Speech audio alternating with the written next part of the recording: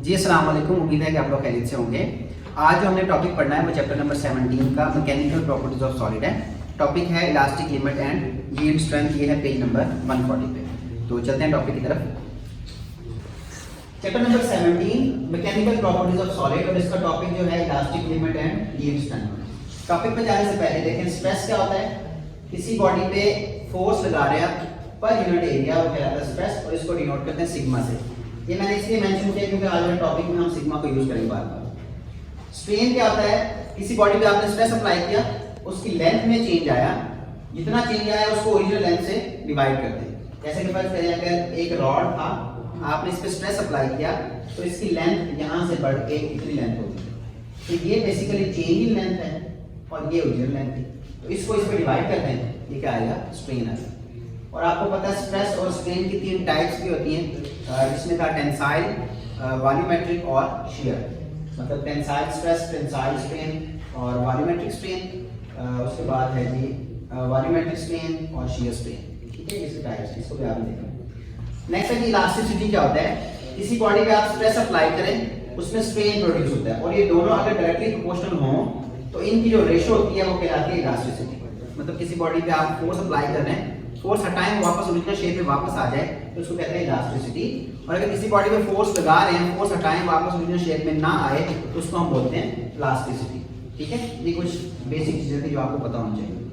Next topic में क्या है, ये टेंसाइल टेस्ट है। आपकी बुक में डायग्राम बनी हुई है कि दो जॉज के अंदर आपने एक वायर को प्लेस करना है। अब इस वायर पे आप स्ट्रेस अप्लाई करेंगे।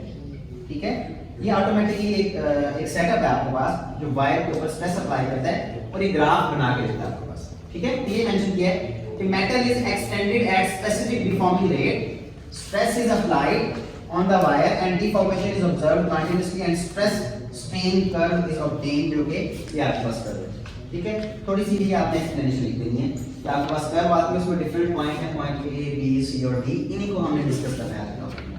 तो ये स्ट्रेस स्ट्रेन कर्व है। याद रखना है, स्ट्रेन को आपने एक्स एक्सिस पर रखना है, स्ट्रेस को आपने वाई एक्सिस पर रखना है। तो सिग्मा स्ट्रेस है और एप्सिलॉन क्या है, स्ट्रेन। ठीक है, थोड़ा सा ग्राफ में देखें कि O से A तक आपके पास प्रोपोर्शनल रहता है ग्राफ, मतलब एक स्ट्रेट लाइन है। तो आपको पता है प्रोपोर्शनलिटी का ग्राफ किस तरह से होता है, बिल्कुल स्ट्रेट लाइन है।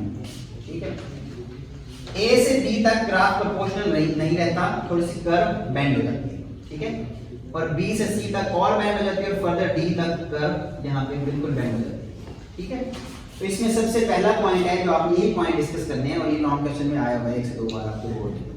तो पहला है प्रोपोर्शनल लिमिट।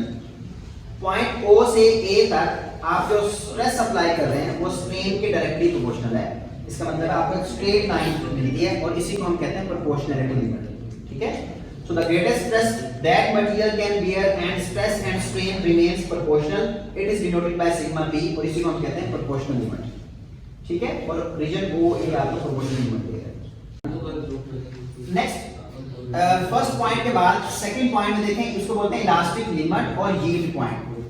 आप पॉइंट A के बाद फर्दर उसके ऊपर और स्ट्रेस अप्लाई करें तो बॉडी डायरेक्टली प्रोपोर्शनल नहीं देगी, क्योंकि अगर डायरेक्टली प्रोपोर्शनल होती तो उसको इधर जाना चाहिए था, लेकिन ग्राफ उधर नहीं जा रहा, आपको थोड़ा सा बेंड हो गया। ठीक है, तो पॉइंट B तक वो पॉइंट जहां पे आप बॉडी पे स्ट्रेस अप्लाई करें और इसके बाद अगर स्ट्रेस अप्लाई करेंगे तो बॉडी अपनी ओरिजिनल शेप में वापस नहीं आएगी, तो उसको बोलते हैं elastic limit. So from point A to B when we remove stress at point B, stress does not remain proportional but body can attain its initial state.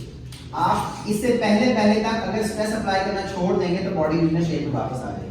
ठीक है, इसको बोलते हैं इलास्टिक लिमिट, और दूसरा नाम है इसका यील्ड पॉइंट। यील्ड पॉइंट हम इस B पॉइंट को कहते हैं और इसको डिनोट करते हैं सिग्मा E से, इलास्टिक लिमिट। और ये पॉइंट आपने मेंशन करने हैं अपनी थ्योरी के अंदर। उसके बाद नेक्स्ट आता है प्लास्टिसिटी।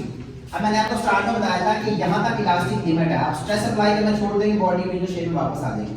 लेकिन इसके बाद अगर स्ट्रेस और अप्लाई करेंगे, तो लेट्स से आप यहां पे पहुंच गए हैं, तो अगर यहां से स्ट्रेस आप छोड़ेंगे अप्लाई करना तो बॉडी ओरिजिनल शेप में वापस नहीं आएगी। तो वो बेसिकली क्या कहलाता है, प्लास्टिसिटी कहलाता है। So if stress is applied beyond limit B, then body permanently deform हो जाएगी, वापस ओरिजिनल शेप में नहीं आएगी। So this will is called plasticity. और अगर आप स्ट्रेस और अप्लाई करते जाएं एक पॉइंट आएगा कि वो पॉइंट जितना कोई बॉडी मैक्सिमम स्ट्रेस बर्दाश्त कर सकती है, बियर कर सकती है, उसको बोलते हैं UTS, ultimate tensile strength in curve region B to C. देखिए यहां से लेके यहां तक जो रीजन ये वाला, ठीक है, where body can bear maximum stress and it is called ultimate tensile strength. It is denoted by sigma m. sigma m का मतलब maximum strength. तो इसके बाद बॉडी फिर ब्रेक हो जाएगी, मतलब बर्दाश्त नहीं कर सकती। जैसे हम आपने देखा होगा आयरन को हम पहले हम गर्म करते हैं, फिर उस पे हम हथौड़े मारते हैं ताकि वो फैल जाए, लेकिन एक लिमिट ऐसी आएगी कि आप उसको और स्ट्रेस अप्लाई करेंगे तो ब्रेक कर जाएगा। तो बेसिकली वो ये वाला रीजन, ठीक है जी। नेक्स्ट आपके पास है फ्रैक्चर स्ट्रेस, कि अगर इसके बाद फर्दर आप और स्ट्रेस अप्लाई करते हैं तो पॉइंट डी पे जाके बॉडी टूट जाएगी, फ्रैक्चर हो जाएगी। So if stress is further applied after point C then the body break at point B, तो इसको बोलते हैं फ्रैक्चर स्ट्रेस और सिग्मा एफ से इसको डिनोट करते हैं, ठीक है जी। अब कुछ इन्हीं की बेस पे हमने दो टाइप्स में डिवाइड किया है सब्सटेंसेस को, एक होता है ब्रिटल सब्सटेंसेस, एक होता है डक्टाइल सब्सटेंसेस। अब ब्रिटल सब्सटेंसेस कौन से होते हैं? ऐसे सब्सटेंस जो राइट आफ्टर इलास्टिक लिमिट टूट जाए, मतलब आपने स्ट्रेस अप्लाई करते जा रहे इलास्टिक लिमिट आ गया, इसके बाद और स्ट्रेस अप्लाई करेंगे तो बॉडी टूट जाए, तो उनको कहते हैं ब्रिटल सब्सटेंसेस।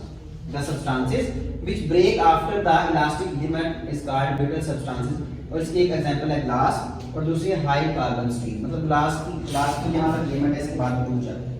ये एमसीक्यूज में आता है इन दोनों में से, और ये इंपॉर्टेंट एमसीक्यू है, ये लास्ट टाइम भी आया था।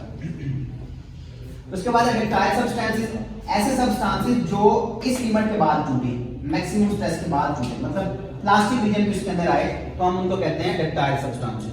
The substances that undergo the plastic deformation is called ductile substances. उसके एग्जांपल है लेड, कॉपर, आयरन, जितनी भी मेटल्स हैं वो डक्टाइल सब्सटेंसेस के अंदर आती हैं। तो ये था आपका आज का टॉपिक। यहाँ पे देखिए, यहाँ से लेके यहाँ तक जो रीजन है वो इलास्टिक रीजन कहलाता है और ये प्लास्टिक रीजन कहलाता है। होप आपको समझ आ गई होगी। अपना बहुत सारा ख्याल रखें। Thank you very much. अल्लाह हाफिज़।